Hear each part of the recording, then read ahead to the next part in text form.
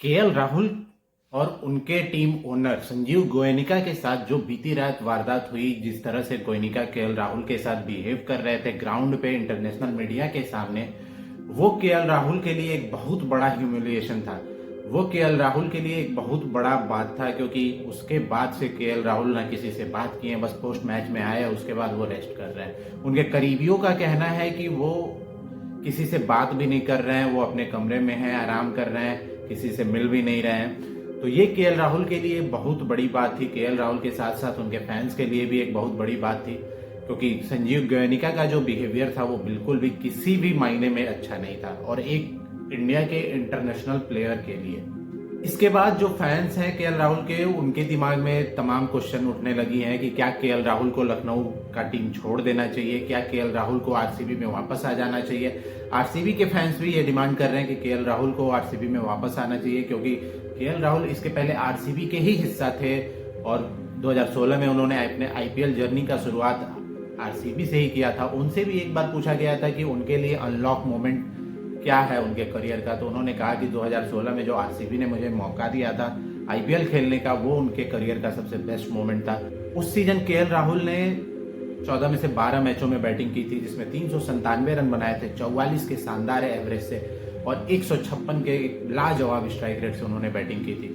उस सीजन उन्होंने 4 अर्धशतक भी ठोका था। उसके बाद से उनके करियर में एक उछाल मिली, जिसके बाद वो आज तक बरकरार रही है। हालांकि अगर केएल राहुल की बात की जाए तो वो आरसीबी के खिलाफ भी काफी अच्छा बैटिंग करते हैं। उन्होंने अपने खेले 11 मैचों में 532 रन बना चुके हैं आरसीबी के खिलाफ, जिसमें उनका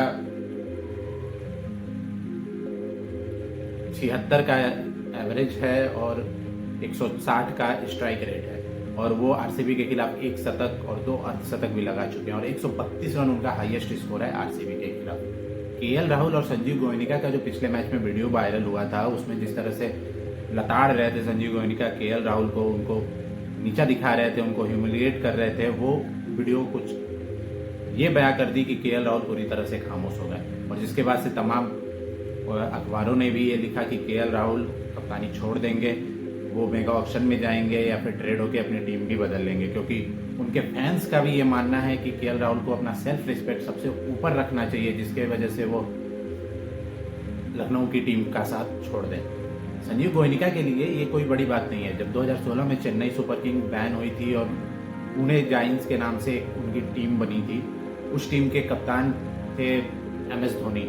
एमएस धोनी के कप्तानी को पे सवाल उठाते हुए गोयनिका ने उनको कप्तानी से हटा दिया था, और तमाम तरह के पोस्ट भी वायरल किए थे कि उनके कप्तानी में अच्छा नहीं कर रही है टीम, वो अच्छा दौर से नहीं गुजर रहे हैं। हालांकि धोनी उसमें आउट ऑफ फॉर्म थे, अच्छा नहीं खेल पा रहे थे, लेकिन फिर भी उसके बाद जब धोनी वापसी करते हैं तो सब लोग ने देखा कि 2018 में उन्होंने चेन्नई को फिर से टूर्नामेंट जिताई, बैक टू बैक 2 ट्रॉफी जिताई, और आज भी वो उसी अंदाज में खेल रहे हैं। संजीव गोयनिका उस समय भी एमएस धोनी का कंपेयर स्टीव स्मिथ से कर दिए थे, और स्टीव स्मिथ को धोनी को हटा के कप्तान बनाए और कहे कि ये बेहतर कप्तान है और धोनी से एक बेहतर खिलाड़ी भी है।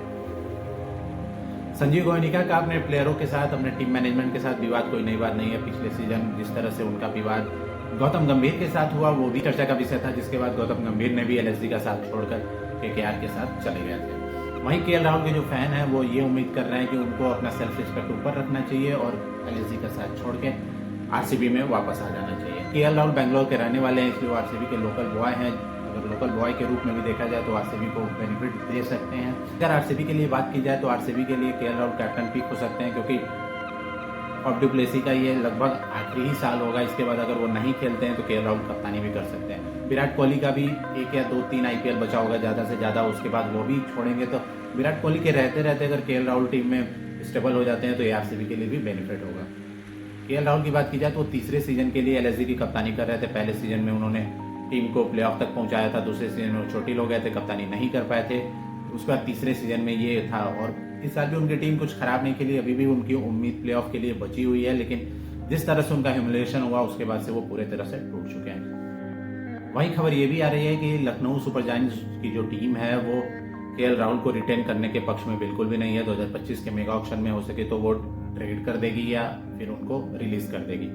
तो ये केएल राहुल के लिए भी अच्छी बात है कि वो लखनऊ का साथ छोड़ें और किसी और टीम में जाएं जहां उनका रिस्पेक्ट भी हो, और क्योंकि वो इस दर्जे के खिलाड़ी हैं कि वो कभी भी किसी भी तरह से अच्छा खेल सकते हैं और कहीं भी अच्छा टीम के लिए कर सकते हैं। केएल राहुल का ये सीजन उतना अच्छा नहीं रहा, लेकिन फिर भी उन्होंने अपने टीम के लिए हाईएस्ट रन स्कोरर हैं। और केएल राहुल समय समय पे लगातार वापसी भी करते रहे। जब उनके पे सवाल उठाए तो वो एक नए अंदाज में वापसी किया है। अभी ओडीआई वर्ल्ड कप के पहले उनके ऊपर सवाल उठ रहा था, लेकिन जब वो वापसी किए तो टीम इंडिया के लिए एक शानदार परफॉर्मेंस भी दिया और ताबड़तोड़ पारियां भी खेली, जिसकी वजह से केएल राहुल के कोई सवाल, उनके टैलेंट पे तो कोई सवाल नहीं है। इसलिए केएल राहुल को अब अपना सेल्फ रिस्पेक्ट